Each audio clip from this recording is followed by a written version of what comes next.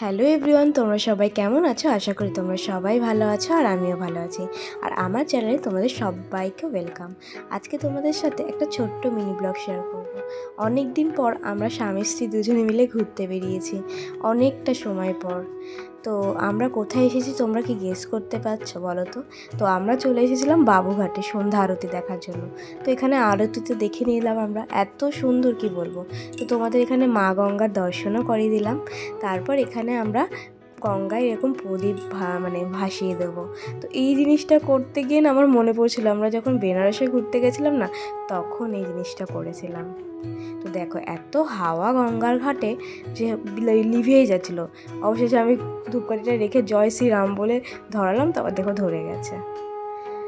তো আমি তো এইসব করছিলাম আর ওকে বলছিলাম যে আমাকে ভিডিওটা করে দিবি সুন্দর করে। তো এখানে দেখো আমি এবার প্রদীপটাকে ভাসিয়ে দেব।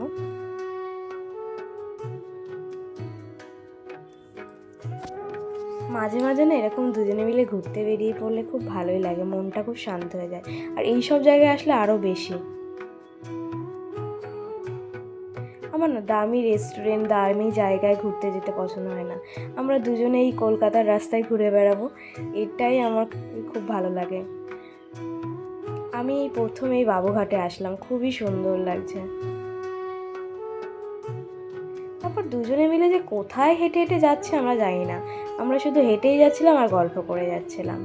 তো গল্প করতে করতে আমাদের আগের দিনের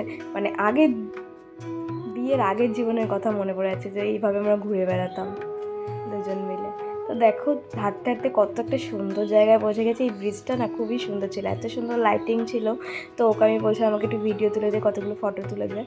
তো এখানে আমরা কিছু ফটো তুলে নিলাম, ও আমার সুন্দর সুন্দর ফটো ক্লিক করে দিয়েছে। তো আশপাশটা এতটা সুন্দর কি বলবো, আমার তো দারুণ লেগেছে এই জায়গাটা। এখানে তোমরা ফটোশ্যুট করতে পারবে, খুব সুন্দর।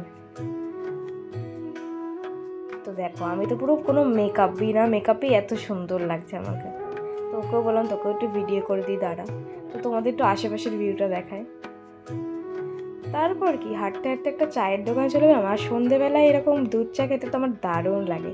তো দুজনে মিলে দুধ চা নিয়ে নিলাম দুটো। মাটির ভাঁড়ে চা খেতে তোমাদের কার কারও ভালো লাগে আমায় কিন্তু অবশ্যই কমেন্ট করে জানিও। তারপর দেখো এখানে দুর্গা ঠাকুরটা কত সুন্দর আঁকানো। তারপর দুজনে মিলে লঞ্চে উঠে পড়লাম। আবার জীবনের এই সুন্দর মুহূর্তগুলোকে ক্যাপচার করে রাখার জন্য এই ভিডিওগুলো। সত্যি কথা বলতে এত সুন্দর একটা বিকেল কাটবে আমি কখনোই ভাবিনি। ভিডিওটা অনেকটাই বড় হয়ে যাচ্ছে, তো পরের পার্ট আমি তোমাদের পরের ভিডিওতে দেখাবো।